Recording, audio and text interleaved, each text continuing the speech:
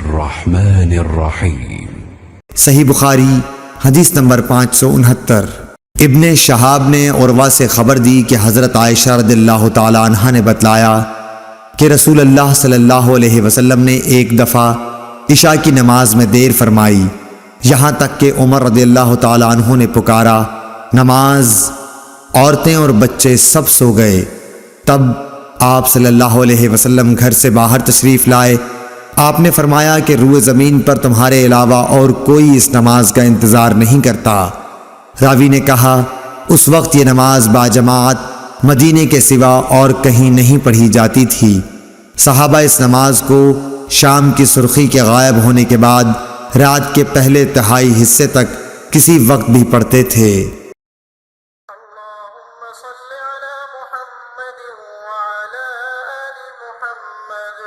كما صليت على إبراهيم وعلى آل إبراهيم إنك حميد مجيد اللهم بارك على محمد وعلى آل محمد كما باركت على إبراهيم وعلى